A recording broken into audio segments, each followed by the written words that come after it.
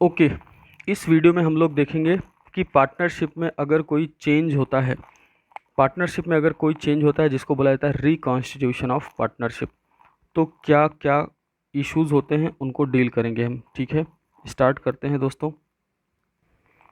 क्या क्या चेंजेस होते हैं रिकॉन्स्टिट्यूशन। सबसे पहले इसका मतलब शॉर्ट में समझ लेते हैं हम कि जैसे दो लोग हैं, इनके बीच में जब बनती है पार्टनरशिप तो इसको बोलते हैं पार्टनरशिप का बनना या कॉन्स्टिट्यूट होना। इनके बीच में जो रिश्ता होता है वही होता है पार्टनरशिप का। अब किसी भी कारण से इसके बीच में जो रिश्ता है उसमें आ रहा है कोई भी चेंज होता है, तब उसी को हम बोलते हैं क्या, रिकॉन्स्टिट्यूशन ऑफ पार्टनरशिप। ये किन किन कारणों से हो सकती है, कई सारे रीजन हो सकते हैं। अगर इन्होंने अपना रेशियो बदलने का सोच लिया हो, जिसको बोलते हैं चेंज इन PSR, या एक कारण हो सकता है कोई नया पार्टनर आ रहा हो, एडमिशन हो रहा हो, या फिर आपको पता है क्या हो रहा हो, रिटायरमेंट हो रही हो, डेथ हो रहा हो, या फिर अमलगमेशन यानी दो फर्म्स आपस में जुड़ रही हों, अमलगमेट हो रही हों। इन सारे कारणों से हो सकता है रिकॉन्स्टिट्यूशन। आपसे एग्ज़ाम में क्या पूछा जा सकता है वो है, देखते हैं फर्स्ट क्वेश्चन। आपसे पूछा जा सकता है पहला क्वेश्चन कि रिकॉन्स्टिट्यूशन का मतलब क्या होता है। What do you mean by reconstitution of partnership firm. लिखा गया है what does reconstitution of partnership firm mean. हम बोलेंगे when there is a change in the relationship among the partners. Change in the relationship, ध्यान रखना ये question objective में भी पूछा जाता है कि चेंज इन द रिलेशनशिप क्या कहलाता है। It results in the reconstitution of partnership firm. A partnership is said to be reconstituted. एक पार्टनरशिप फर्म को बोला जाता है कि वो रिकॉन्स्टिट्यूट हो गई है जब when there is a change in profit sharing ratio, profit sharing ratio change हो रहा हो, एडमिशन हो रहा हो, रिटायरमेंट या डेथ हो रही हो पार्टनर की, या फिर पार्टनरशिप जो है अमलगमेटेड विद अनदर पार्टनरशिप, हमारी फर्म किसी और फर्म के साथ मिल रही हो, अमलगमेट हो रही हो। देखेंगे हम उसका सेपरेट क्वेश्चन। फिलहाल तो मीनिंग में पूछा जा सकता है 2 नंबर में आपसे कि रिकॉन्स्टिट्यूशन का मतलब क्या होता है। अगला क्वेश्चन आपसे पूछा जा सकता है कि रिकॉन्स्टिट्यूशन कब कब हो सकता है। ठीक है, अगला क्वेश्चन देखते हैं। अगला क्वेश्चन आपसे पूछा जा सकता है कि मोड्स ऑफ रिकॉन्स्टिट्यूशन, इसको बोलेंगे मोड ऑफ रिकॉन्स्टिट्यूशन, ये क्या होता है। कि इसका मतलब होता है कि कब कब रिकॉन्स्टिट्यूशन हो सकता है। आपसे बोला जाएगा कि what are the modes of reconstitution of partnership firm, तो हम बोलेंगे फॉलोइंग आर द मोड्स। ठीक है, इस लाइन को आप हटा देना चाहो तो फॉलोइंग लिख सकते हो, फॉलोइंग आर द मोड्स, वो पूरी सेंटेंस बना देना। उसके बाद 5 केसेस लिखे गए हैं, ये पांचों आपको आने चाहिए। पहला है change in profit sharing ratio among the existing partners. ध्यान देना, ना तो कोई नया पार्टनर जुड़ रहा है हमारे साथ, ना ही हमारा कोई पार्टनर छोड़ के जा रहा है। जो लोग थे उन्होंने आपस में केवल रेशियो बदल लिया है, तो भी क्या हो जाएगा, रिकॉन्स्टिट्यूशन हो जाएगा। पहला केस होता है चेंज इन PSR, जो हम डिस्कस करने वाले हैं इस चैप्टर में। अगला केस हो सकता है एडमिशन हुआ हो किसी नए पार्टनर का, रिटायरमेंट ऑफ एग्जिस्टिंग पार्टनर हुआ हो, डेथ ऑफ पार्टनर, कोई पार्टनर मर गया हो, या फिर amalgamation of 2 or more partnership firms. ये क्वेश्चन पूछा जा सकता है। ध्यान रखना कि what are the modes of reconstitution, partnership में कब रिकॉन्स्टिट्यूशन हो सकता है। हम बोलेंगे ये 5 केस होते हैं, 5 केस आपको पता होने चाहिए। पहला है प्रॉफिट शेयरिंग रेशियो बदल रहा हो, नया पार्टनर आ रहा हो, पुराना पार्टनर में से कोई जा रहा हो अपनी मर्जी से, या फिर भगवान की मर्जी से यानी डेथ हो जाए, या फिर दो फर्म्स आपस में अमलगमेट यानी मर्ज हो जाएं, मिक्स हो जाएं, तब हो सकता है रिकॉन्स्टिट्यूशन। एक क्वेश्चन ये आपसे पूछा जा सकता है, मोड्स ऑफ रिकॉन्स्टिट्यूशन, ध्यान रखना। अगला क्वेश्चन आपसे क्या पूछा जाएगा, अगला क्वेश्चन आपसे पूछा जा सकता है कि what are the adjustments required at the time of change in profit sharing ratio.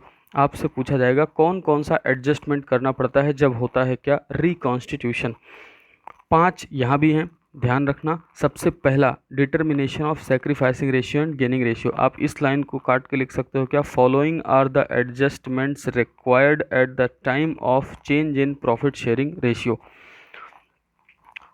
पहला एडजस्टमेंट नहीं, वास्तव में ये एक कैलकुलेशन होता है कि हम सेक्रीफाइसिंग और गेनिंग रेशियो कैलकुलेट करते हैं। एडजस्टमेंट स्टार्ट होता है पॉइंट नंबर 2 से। सबसे पहला एडजस्टमेंट होता है एडजस्टमेंट ऑफ गुडविल, गुडविल को एडजस्ट करना पड़ता है। अगला होता है कोई रिजर्व पड़ा हुआ है हमारे पास, या फिर पुराना अनडिस्ट्रीब्यूटेड प्रॉफिट या लॉस, यानी एक्यूमुलेटेड प्रॉफिट या लॉस को इसको हम बोल सकते हैं अनडिस्ट्रीब्यूटेड। पहले कोई प्रॉफिट कमा के रखा है जो बांटा नहीं गया था, या कोई पैसा साइड में कर दिया गया है रिजर्व, इसका हमें करना पड़ेगा एडजस्टमेंट, क्योंकि रेशियो बदलने से किसी को फ़ायदा होता है, किसी को नुकसान होता है। जिसको नुकसान होता है ना, वो बोलता है पुराना वाला प्रॉफिट पहले बांट लो, तब चेंज करने दूंगा रेशियो। उसके बाद अगला एडजस्टमेंट होता है revaluation of assets and reassessment of liabilities. आपको अगर टफ लगे तो आप केवल सिंपल लिख देना revaluation of assets and liabilities short में। टेक्निकली ठीक नहीं है, लेकिन फिर भी एमपी बोर्ड में आप काम चला सकते हैं। अगला है एडजस्टमेंट ऑफ कैपिटल। ये 5 आपको पता होना चाहिए, ये क्वेश्चन भी पूछा जा सकता है। क्या? What are the adjustment required at the time of change in profit sharing ratio. पहला सैक्रिफाइसिंग गेनिंग रेशियो पता करेंगे हम।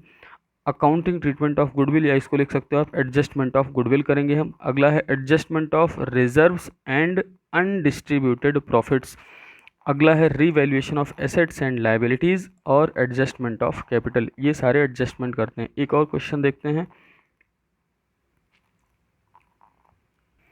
ओके, अगला क्वेश्चन है न्यूमेरिकल, आपसे पूछा जा सकता है रेशियो कैलकुलेट करने के लिए। कैसे पूछा जाएगा कि कुछ पार्टनर्स थे, एक तो 2 या 3 पार्टनर बता देंगे आपको, उनके बीच का रेशियो बता देंगे और बोलेंगे ये लोग बदल के अब रेशियो इतना रखना चाहते हैं, तो बताओ किसको फ़ायदा हुआ किसको नुकसान हुआ। जैसे XYZ 3 पार्टनर्स थे, प्रॉफिट शेयरिंग रेशियो था इनका 3-2-1 का, विद इफेक्ट फ्रॉम 1 जनवरी 2015। 1 जनवरी 2015 से उन्होंने क्या डिसाइड किया कि अब हम लोग प्रॉफिट एंड लॉस को इक्वली यानी बराबर बांटा करेंगे। Calculate the sacrificing and gaining ratio. Sacrificing और गेनिंग रेशियो पता करना है आपको। सॉल्यूशन में क्या करेंगे हम, सबसे पहले लिख देंगे पुराना रेशियो क्या था उनका और नया रेशियो क्या था। 3-2-1 और इक्वल को आपको पता है 1-1-1 बोला जा सकता है। सैक्रिफाइसिंग रेशियो का फार्मूला आपको पता है old ratio minus new ratio. ये क्वेश्चन ऑब्जेक्टिव में पूछा जा सकता है आपसे कि सैक्रिफाइसिंग रेशियो का फार्मूला क्या होता है। उसके बाद हम लिख देंगे x का, y का, z का। कैसे? x का पुराना रेशियो कितना है देखो, 3:1 में 3/6 है, 3/6। 3/6 में से माइनस कर देंगे नया वाला इसका 1/3। कैसे करना है आपको, क्रॉस मल्टीप्लाई करके एलसीएम लेके कैसे करना है, डिनोमिनेटर सेम करके, जैसा भी आप चाहें कर सकते हैं। तो ये 1/6 आ गया सैक्रिफाइस। पॉजिटिव अगर आता है आंसर, प्लस में आता है तो हम बोलते हैं इसको सैक्रिफाइस है, और अगर यही देखो माइनस में आता है तो हम इसको क्या बोलते हैं, गेन बोलते हैं। फॉर्मूला आपको पता है, x को क्या हुआ है सैक्रिफाइस 1/6 का, y के साथ कुछ भी नहीं हुआ है, नील है मामला, z को क्या होगा, गेन होगा। यहाँ से एक और क्वेश्चन पूछा जा सकता है आपसे कि सैक्रिफाइस किसके बराबर होता है। हम बोलेंगे सैक्रिफाइस और गेन हमेशा आपस में क्या होंगे, बराबर। टोटल सैक्रिफाइस फर्म में जितना होगा वो टोटल गेन के बराबर होगा। ऑब्जेक्टिव क्वेश्चन पूछा जा सकता है आपसे। इसमें हमने 2 ऑब्जेक्टिव देखे। क्या? एक तो सैक्रिफाइसिंग रेशियो का फॉर्मूला आपसे ऑब्जेक्टिव में पूछा जा सकता है, दूसरा पूछा जा सकता है सैक्रिफाइसिंग किसके बराबर होता है, गेन के। सैक्रिफाइस और गेन आपस में क्या होते हैं, बराबर। बस सिंपल सा क्वेश्चन है, ये पूछा जा सकता है आपसे ऐसा क्वेश्चन। एक और इसी टाइप का देखते हैं। क्वेश्चन है ABC 3 पार्टनर्स थे जो रेशियो था उनका 3:1 आपस में बांटा करते थे। उन्होंने फ्यूचर में अब बराबर डिसाइड करना नहीं सोचा, उन्होंने सोचा अब हम 2:1 में बांटा करेंगे। नया रेशियो उनका 2-2-1 होने वाला है। बोला गया है सैक्रिफाइसिंग और गेनिंग पता करो। फिर से वही पुराना लिख दिया, नया लिख दिया, फॉर्मूला लिख दिया सैक्रिफाइसिंग रेशियो का old minus new ratio.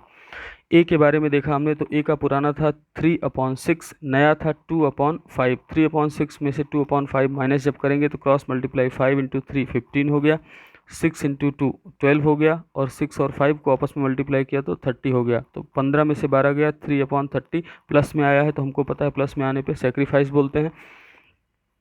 Sacrifice हो गया। बी के बारे में देखा हमने तो पुराने में से नया माइनस किया तो आ गया -2/30, माइनस में आया तो हमको पता है गेन बोलते हैं। नेगेटिव आ गया साइन तो गेन हो गया देखो। उसके बाद सी के बारे में भी हमने देखा तो गेन हो गया। उसके बाद आंसर बता दिया हमने, ए ने सैक्रिफाइस किया है 3/30 और बी और सी ने गेन किया है 2/30 1/30, 2/30 1/30। ये क्वेश्चन भी पूछा जा सकता है आपसे एग्जाम में। एक और क्वेश्चन देखते हैं इसमें क्या पूछा जा सकता है। पूछा जा सकता है आपसे गुडविल का एडजस्टमेंट इसमें, ठीक है। क्वेश्चन कैसे रहेगा, ए और बी पार्टनर्स थे, उनका रेशियो था 3:2। विद इफेक्ट फ्रॉम 1 जनवरी 2015 उन्होंने तय किया कि अब से हम 2:1 में बांटा करेंगे, और इसके लिए गुडविल का वैल्यूएशन किया गया फर्म की गुडविल का 30,000 रुपये।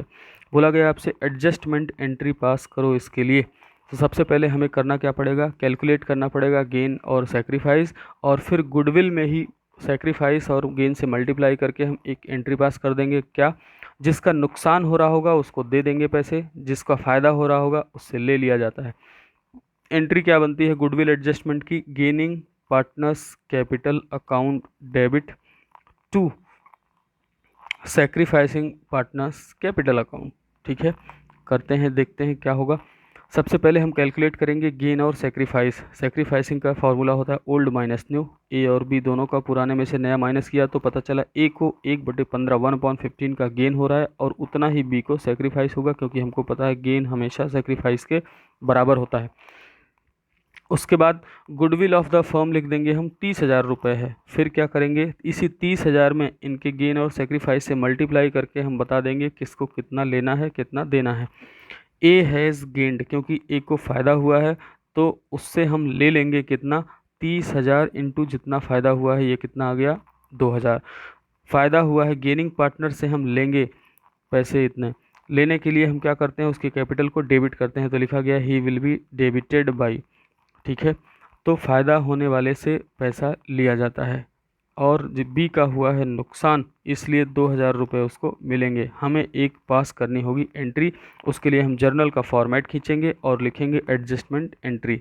ये रही जर्नल एंट्री। जर्नल एंट्री क्या करेंगे हम, पहले तो फॉर्मेट खींच लेंगे, date particular LF debit credit.